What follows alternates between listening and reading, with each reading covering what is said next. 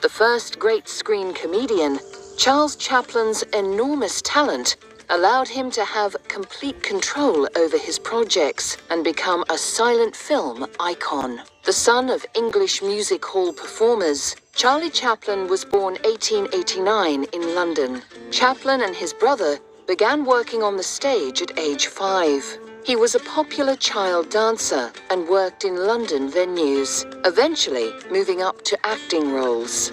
But Chaplin's childhood was generally difficult and impoverished. His father, an alcoholic, abandoned the family, and his talented mother spent her life in and out of mental hospitals. His parents eventually separated.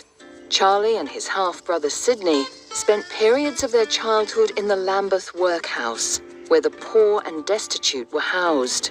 Life here for Chaplin was harsh and degrading. Barely able to read and write, he left the workhouse school to tour with a group of clog dancers. It was an inspired decision that would turn young Charles Chaplin's life around. From the grim life of the Lambeth workhouse, little did he know he was on his way to becoming one of the most creative and influential personalities of the silent film era. Chaplin went on to have the lead in a comedy act, and by the age of 19, he had become one of the most popular music hall performers in England. In 1913, Chaplin was touring the United States when he was chosen by filmmaker Max Sennett to appear in the silent Keystone comedy series. He created the role of the Little Tramp, a lovable, shabby dreamer with a brushy moustache, bowler hat, and cane. Chaplin was soon directing his own films, and he became an instant star in The Tramp.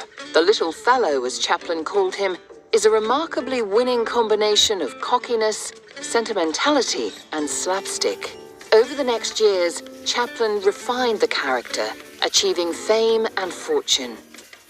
He wanted to control all aspects of his films and would become one of the first movie makers to have absolute power over his features. Chaplin went from one studio to another in search of greater control over his work, finally co-founding United Artists in 1919 with D.W. Griffith, Douglas Fairbanks, and Mary Pickford. Chaplin was knighted in 1975 at the age of 85 by Queen Elizabeth. The honor had been proposed before, but was vetoed over concerns of Chaplin's communist views and his moral behavior in marrying two 16-year-old girls. Chaplin had a lifelong attraction to younger women. His affairs and marriages made for salacious headlines, most notably his disastrous union with 16-year-old Lita Gray, producing 2 sons. Their bitter divorce saw Chaplin pay Gray a then record-breaking settlement, on top of almost $1 million in legal costs. Chaplin continued to have a string of affairs and relationships with his leading ladies. In 1943, he married Una O'Neill. Chaplin was 54, O'Neill had just turned 18. Their marriage proved happy and lasting and produced 8 children. Their last child, Christopher, was born when Chaplin was 73. Daughter Geraldine describes life in the Chaplin household as vibrant and privileged. Oh yes, always.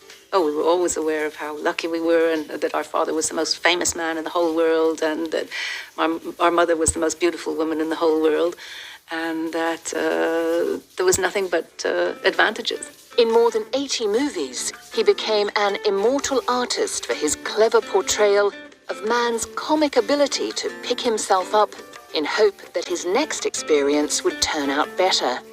No motion picture actor or comedian has captured and enthralled the world like Charlie Chaplin.